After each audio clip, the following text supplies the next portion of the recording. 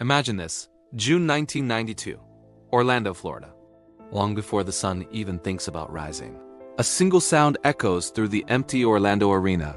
It's the rhythmic thump of a basketball on hardwood. As the lights slowly flicker to life, they reveal a silhouette, a 7'1" rookie sitting alone at the free throw line.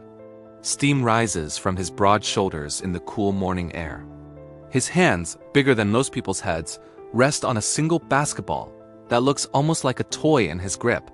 This was Shaquille O'Neal's very first summer in the NBA, and absolutely no one, not the coaches, not the analysts, not even the legends he was about to face, were prepared for the force that was about to arrive.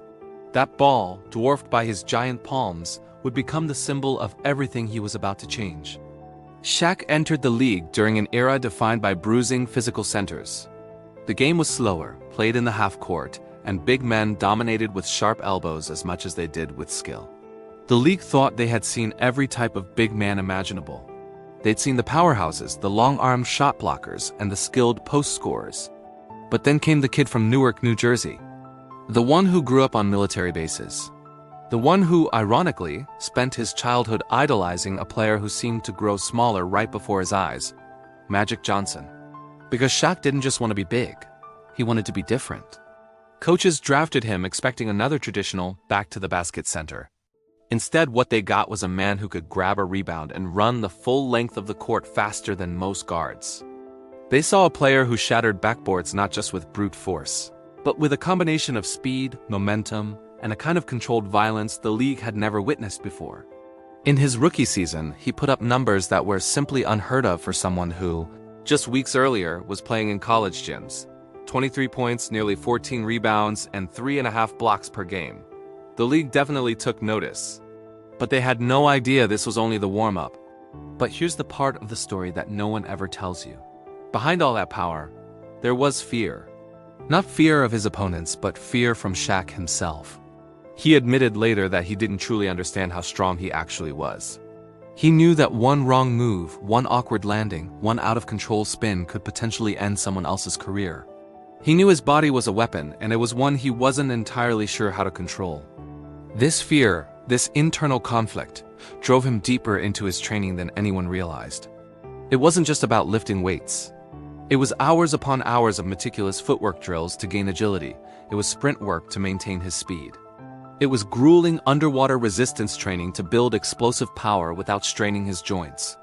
And it was countless hours spent studying film, with a seriousness that no one expected from a player who was already becoming known for his charismatic, larger-than-life personality. People saw the thunderous dunks. They didn't see the discipline behind them. They saw the infectious laughter and the practical jokes. They didn't see the profound loneliness that comes with being a giant in a world built for ordinary-sized men. They saw the sheer dominance. They didn't see the deep-seated insecurity that pushed him to constantly reinvent himself and his game. By the mid-1990s, Shaq wasn't just a basketball player anymore. He was a phenomenon. A moving force of nature that defied all conventional defensive strategies. NBA defenders, from grizzled veterans to rising young stars, all said the same thing. They had never experienced anything like him. Sending a second defender to double-team him didn't stop him. Sending a third man didn't stop him either. The infamous Hack-a-Shaq strategy was born not out of clever design, but out of pure, unadulterated desperation. It was the only way teams felt they could even slow him down. He crushed rims. He literally bent the steel supports of the backboard. He forced the entire NBA to re-engineer and reinforce their equipment just to handle his power. This wasn't just dominance. This was evolution in real time. And it shocked the league to its core because the popular belief was that the era of the unstoppable, dominant center was over. Michael Jordan's Bulls had ushered in an age of guards and wings. Shaq single-handedly proved them all wrong. Then came the transformation that changed everything. When he arrived in Los Angeles in 1996, many people expected Hollywood flash and distractions. What they got instead was the final assembly of one of the greatest forces in the history of the sport. With the Zen master, Phil Jackson, came a new sense of purpose and structure. With a young, fiery Kobe Bryant came a rivalry that provided a constant, burning fuel for greatness. And with the bright lights of Los Angeles came the crushing weight of championship expectations. Between the years 2000 and 2002, Shaq controlled the NBA with a level of dominance that has rarely been matched in any sport. He led the Lakers to 3 consecutive NBA championships. He was named the Finals MVP all 3 times. He averaged over 30 points per game in multiple NBA Finals series. He completely redefined what a franchise cornerstone was supposed to look and play like. He wasn't just big anymore. He wasn't just strong. He was precise, a sharpened weapon that had been forged over years of self-doubt, relentless discipline, and an unyielding will to win.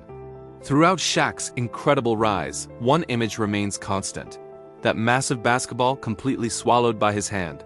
That single image represents everything he became. It represents the immense power he had to learn to control. It represents the heavy responsibility he learned to carry on his shoulders. It represents the greatness he had to grow into, step by painful step. And it represents the deep-seated fears he eventually had to overcome to unlock his full potential. That basketball was never just a basketball. It was the burden of expectation, and it was the tool he used to break every single ceiling that was ever placed above him. Today, when people talk about Shaquille O'Neal, they usually talk about the highlight reels, the earth-shattering dunks, the big smile, the championships, the larger-than-life personality.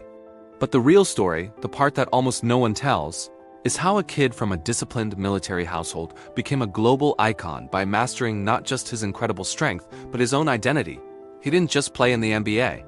He reshaped it. He didn't just play the center position. He redefined it for a new generation.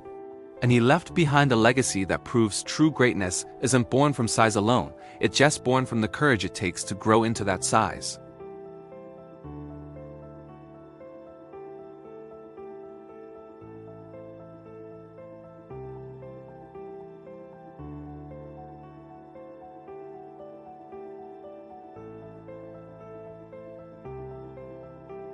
If you enjoyed this deep dive into one of basketball's greatest legends, make sure to hit that like button and subscribe for more stories you won't find anywhere else. See you next time.